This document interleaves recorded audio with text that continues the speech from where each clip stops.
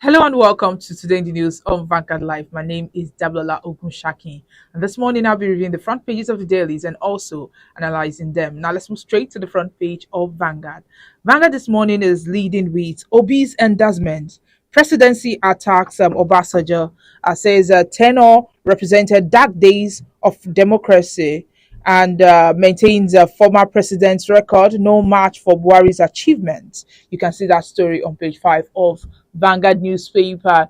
And of course, it's that time of the year again. Vanguard's a Personality of the Year award. Here we have a picture of Alhaji Aliko Dangote, is the Vanguard 22 Personality of the Year. So Kowa is also the Governor of the Year. We have Abdul Rahman also as Governor of the Year, Emmanuel Kowa, Governor of the Year. Zulum, Governor of the Year. Makinde is also Governor of the Year.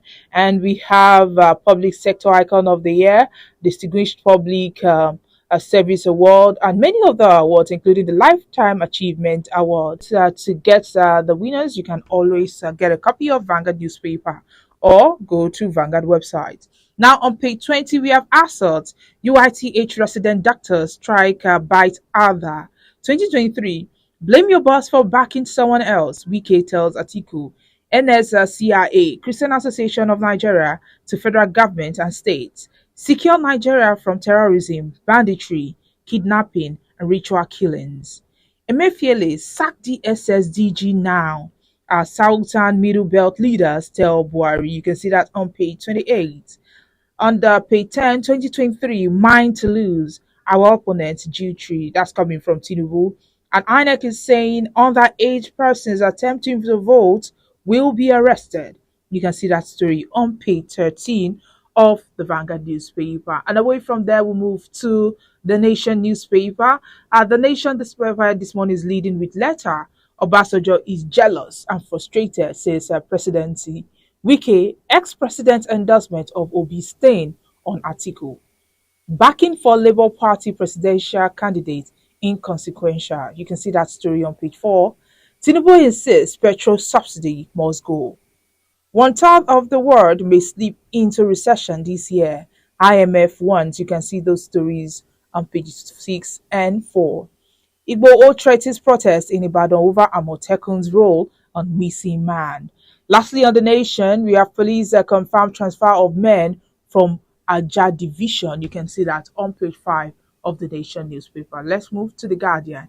The Guardian this morning is leading with New Year, high stakes for subsidy, inflation, insecurity, deficit financing to eat 12 trillion naira amid unending borrowing. Fuel scarcity may worsen over future of subsidy, ban on Russia crude. You can see that on page 6. CBN's short-term loans to banks dropped to 11 trillion naira. You can see that on page 15.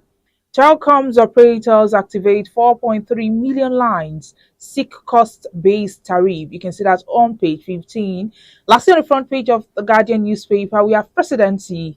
Yakasai faults Obasanjo's backing of Obi. You can see that on page 20 of the Guardian newspaper. Now let's move to the Punch newspaper. The Punch is leading with anti-Buhari letter. Presidency lambasts Obasanjo, says ex-president government corrupts. Obasanjo sold $3.2 billion house con, other asset for peanuts, removed a government arbitrarily. Ex-president deceived Southeast with second Niger bridge. Buhari completed it. Obasanjo a hypocrite, plotting third term. Interim government through OB, APC and the PDP saying that. You can see that on page 2. On page 13, Adeleke films as Oyetola insists tribunal with sack governor. G5 governors adamant set for Makinde's campaign. You can see that on page 12. Lastly, on the front page of the Punch newspaper, a National Assembly budget at 850 million naira for failed constitution amendment. You can see that on page 12 of the Punch newspaper. And that's all we have on the front pages of the dailies this morning. Join us after the break for the analysis. Welcome back. If you're just joining me, this is Today in the News on Vanguard Live. I'm Damlola Ogunshaki. And now let's move straight to the analysis of the dailies this morning. And of course, we're starting with the story of the former president of Nigeria, Olusegun Obasanjo, his letter to Nigerians, and also where he endorsed the Labour Party presidential candidate, Peter Obi. But the presidency said a lot of things regarding these, and of course, they were all reacting. They were reacting to what the former president said, where he openly endorsed Peter Obi for the upcoming general election. And not only that, he also said Nigerians, the youth, need to take action. And he also mentioned that Emilio Con is not what people should actually be talking about, that the mentality is actually different. Now, the Wike also told the Atiku, that's a River State Governor, Yeson Wike, insisted that the G5 consensus governors are not the problem of the presidential candidate of the People's Democratic Party, PDP, that's Alhaji Atiku Abubakar. Wike spoke during the flags of construction of Akpabo Odido and Ekpeda roads in River State on Monday. He said Nigerians know those who oppose the zoning of party chairman first. Said he was one of those who said that the zoning of the party chairman should go to the north because he believed that the presidency should go to the south.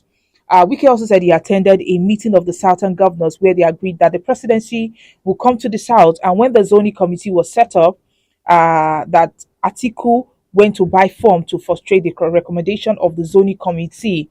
He said that was what happened. He said when they had bought form, that we did tell people to withdraw, that was the agreement, and now it's haunting them. And he also stood for its equity, fairness, and justice. He said, if you're a bad product, then you're a bad product. But if you're a good product, then you're a good product.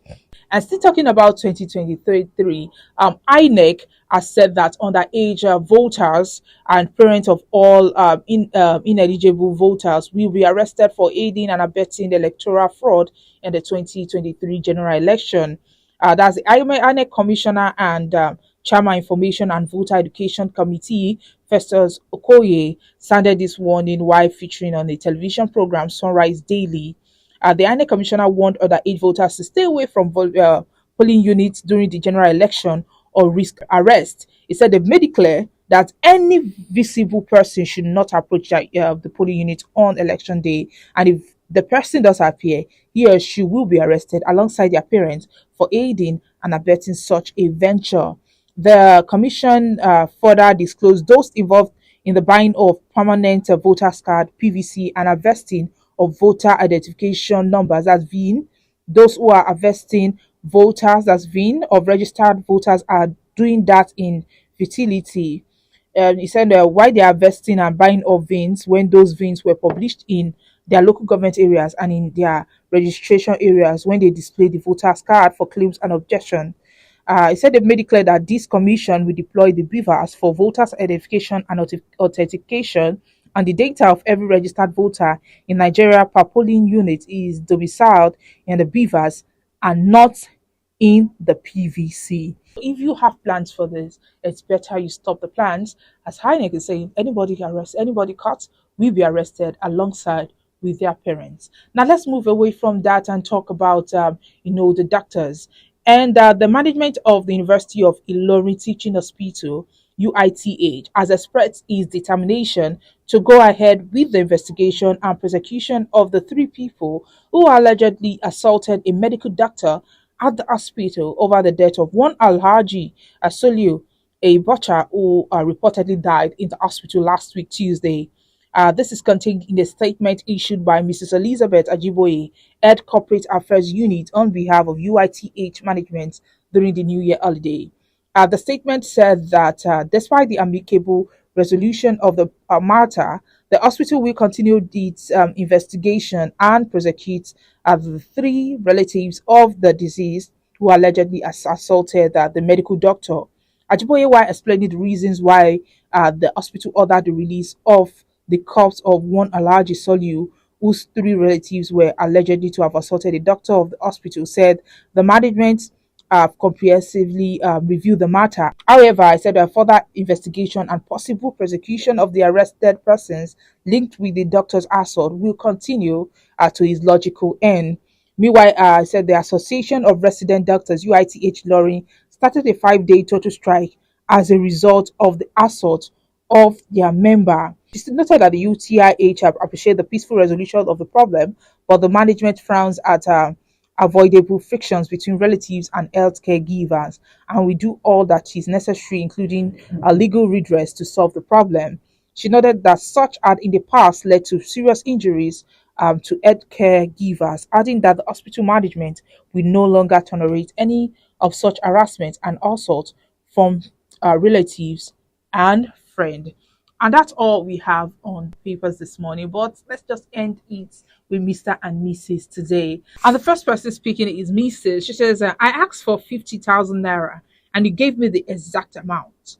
Other caring husband would have added something extra, but my husband always behaved like the ATM.